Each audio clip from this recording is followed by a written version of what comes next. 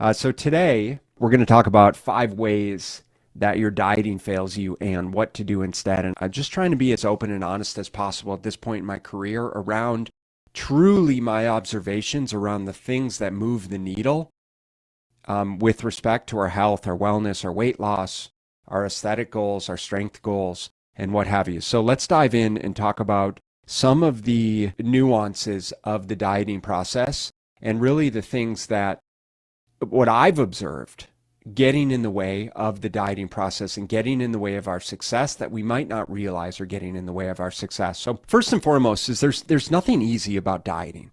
And I think all too often we want to look at it as something that fits the comfort of our daily lifestyles. To say, oh, I want to diet, but I still I want to lose weight, but I still want to be able to drink my wine. And I can go ahead and do the diet, but I don't want to have to exercise too hard, or I don't want to have to feel too restricted. And I think that there's a major problem with this narrative and the narrative that you can lose weight while doing whatever the heck it is that you want to do. And ultimately why a lot of people end up stuck.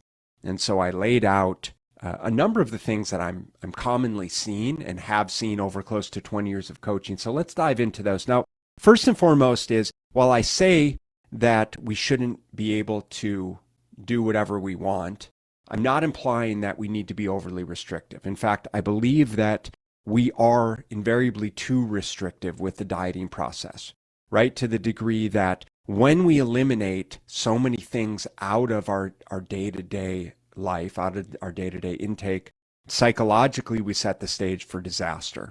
So if I were to say to you, don't think about chocolate cake, right? No, don't think about chocolate cake, right? Think about anything else, but don't think about chocolate cake. What are you invariably thinking about? You're thinking about chocolate cake. Now, when we tell ourselves, don't eat those cookies, don't eat those cakes, don't eat those chips, don't eat those carbs, don't drink those drinks.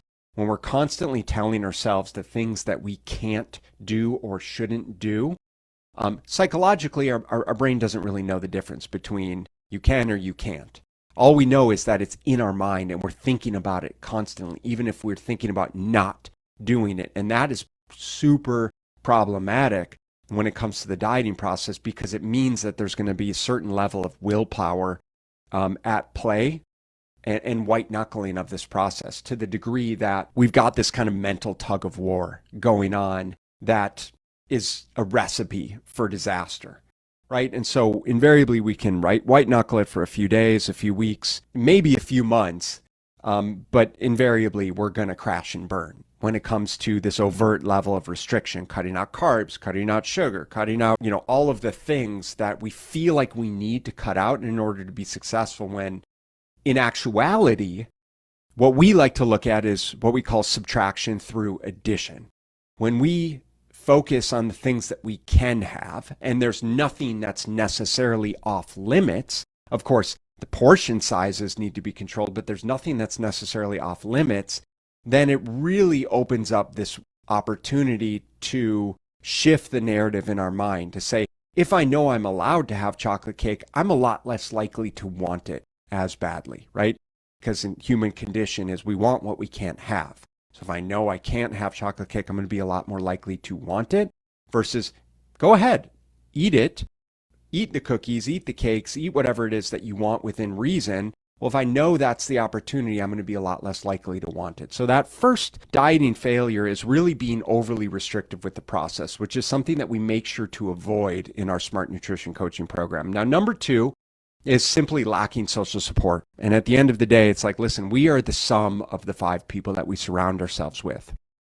And I'm sure you've heard that before, but we're the sum of the 5 people when it comes to our behaviors, when it comes to our finances, when it comes to our emotions, and when it comes to our exercise behaviors and thought processes. And that's good and bad, in that if we want to level up in our life, we need to surround ourselves with people that are thinking differently, right? If we want change, we need to surround ourselves by that change. If we want to make more money, we need to surround ourselves with people that are making more money. If we want to eat healthier, we need to surround ourselves with people that have infused those healthy eating behaviors into their lifestyles, because The last thing that's going to work for us is surrounding yourself with the same people that have kept you stuck for as long as you've been stuck and expecting to see different results, right? When maybe you end up at happy hours, maybe you end up on Sundays watching football, drinking beer, and eating wings, and there's nothing necessarily wrong with that on occasion.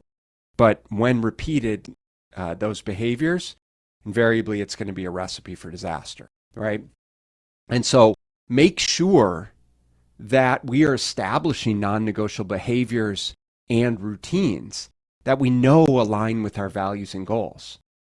Because if our friends and family force us to blur those lines, then we need to open the lines of communication. And we need to be very matter of fact around what level of social support we need and how to implement a new system so that we can be more successful. So that social support is really, really important. Now, number 3 is when it comes to ways in which our diet is failing us, is that we are just too comfortable, right? We're like comfortably uncomfortable. One of the ways that we look at this is that there's always this level of pain present, right? And what they say is change happens when the pain of staying the same is greater than the pain of making change, right? So we know that as uncomfortable it's going to be to make these changes in our life, the pain of staying in the place that we're in right now is that much more painful. And frankly, I think that people are just not in enough pain to truly make the change that they say that they want to make, right? We say we want to lose weight, but we don't necessarily want to do the work involved in moving the needle, planning the meals, preparing food, right? Not eating out, managing our social situations, doing the shopping, doing the cooking, exercising on a daily basis, walking every single day. It all is very, very uncomfortable and feels like a lot. And for a lot of people, it's more uncomfortable thinking about trying to make those changes than the discomfort of where they are right now, right? Just being perfectly comfortable, being uncomfortable. And I think that's very, very problematic because nothing's going to change if nothing changes. And I know that's super cliche, but the reality is that things need to get really uncomfortable for you to make that change. And during that change, things are going to get really uncomfortable and feel really hard. And there's going to be times when you just don't want to wake up early and you just don't want to go for the walk and you just don't want to hit that training session. And the last thing you want to eat is that chicken breast or drink that protein shake. And at the end of the day, you will, because you know that the benefits far outweigh the alternative of continuing to stay stuck in the behaviors and the routines and the mindset that you've been stuck in for years and years and maybe decades, right? And so acknowledging that if things don't feel hard right now and you're not making the change that you want to make, then maybe you need to acknowledge that things need to be more challenging and you need to put yourself in a position to embrace those challenges. Get really, really uncomfortable with the process and say, you know what? A lot of good comes from the discomfort associated. A lot of good comes from the pain of making those change. And all growth comes from those uncomfortable situations. And so that's what I'll encourage you there is just embracing that, is just knowing that it's not going to be easy. And if I feel like I'm going into a diet or a plan and I think it's going to be easy, then I'm absolutely deceiving myself. So let's move into number 4. Number 4 is we're too quote unquote busy, right? We're too busy to be successful. We're too busy to truly commit to the change that we say that we want. And this, for me, being fully transparent, is my absolute pet peeve of when you run into someone on the street or in the grocery store or at the gym, like, hey, Joe, how you doing, Joe? He's like, oh man, I'm so busy, I'm too busy, right? Like, what does that even mean? Because in my experience, it's generally synonymous with the subtext and usually probably some level of subconscious dialogue where what they're actually saying And this is my opinion, but what they're actually saying when someone tells you that they're so busy is, and bear in mind that the average person is on social media for like 4 hours a day, at least, or watches like 8 hours a day of TV. So let's just keep that in mind, the average person, which means half of the people are watching more. But what that actually means is them saying that I'm actually not that busy. I simply lack structure in my daily routine and schedule, and have overcommitted myself to things that often are not in line with my goals. And instead, I end up devaluing my time, my worth, and ultimately my health in the process. To me, and in my experience and having worked with hundreds, if not thousands of clients over the years, is that's what I interpret when someone tells me that they're so busy. So what we know is that structure and clarity are at the root of establishing consistency. And we know consistency provides the very foundation of long-term success here.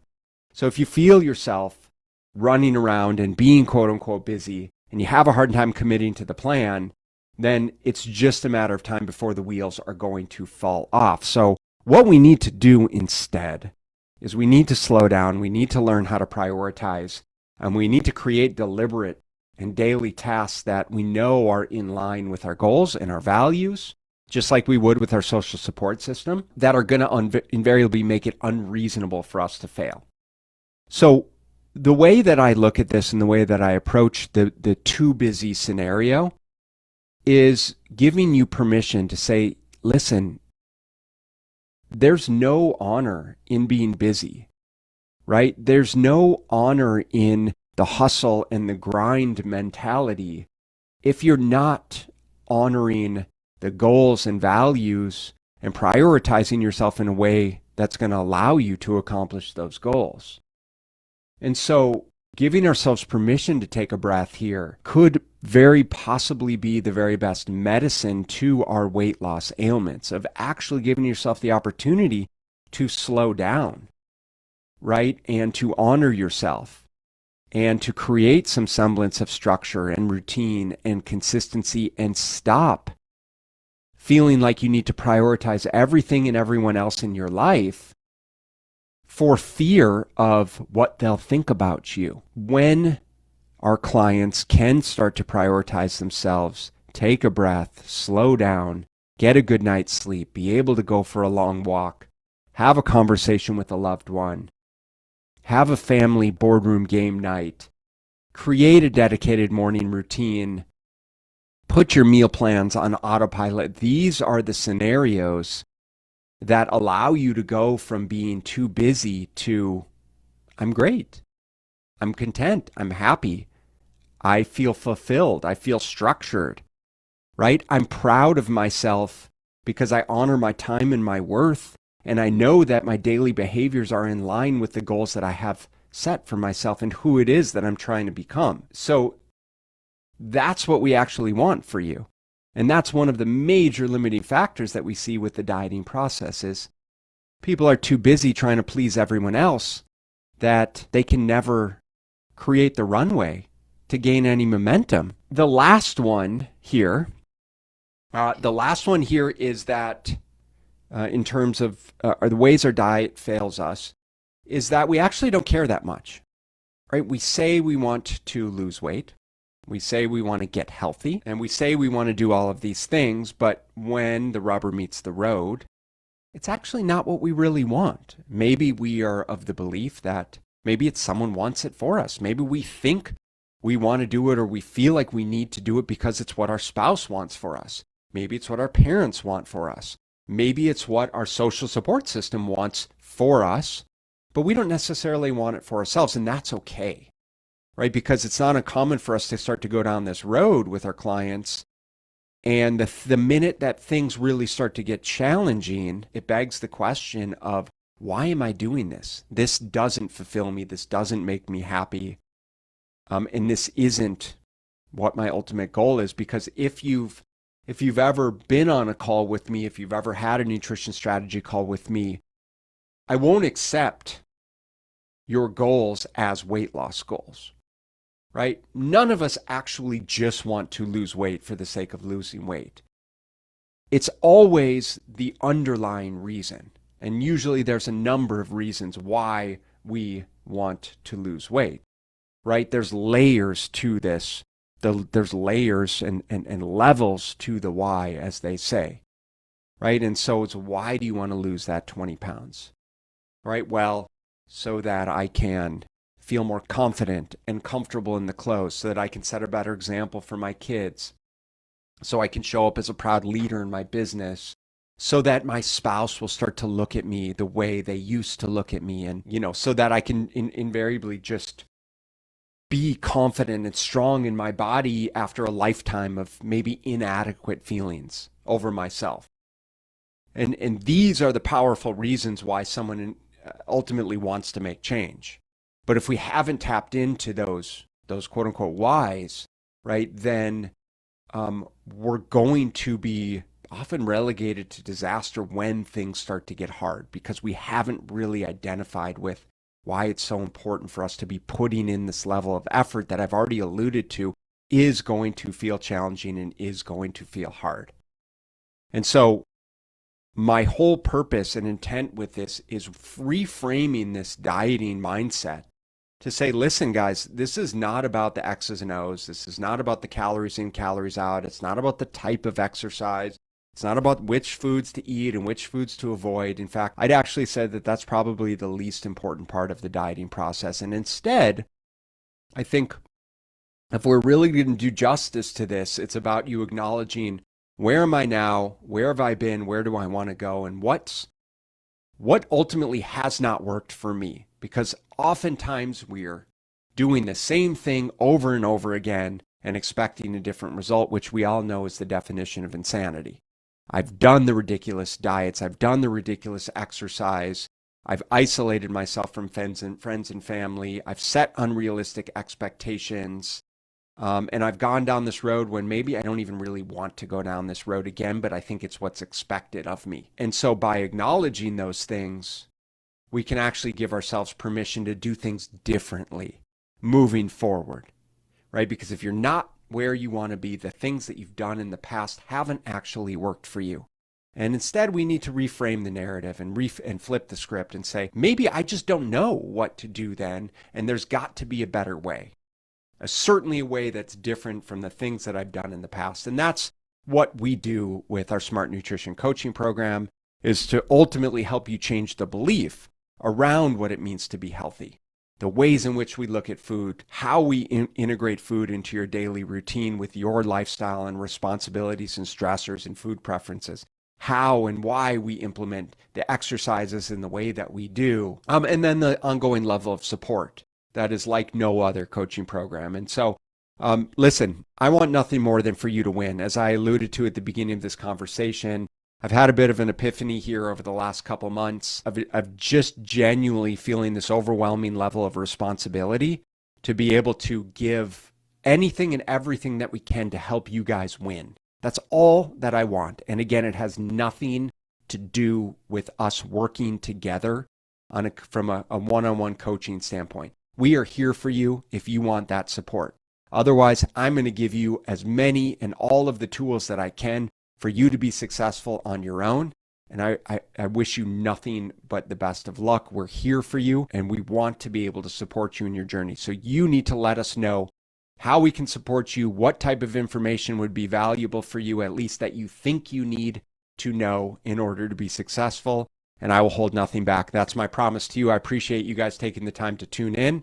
Let me know if and how this was helpful for you, and what type of topics you'd like to see moving forward.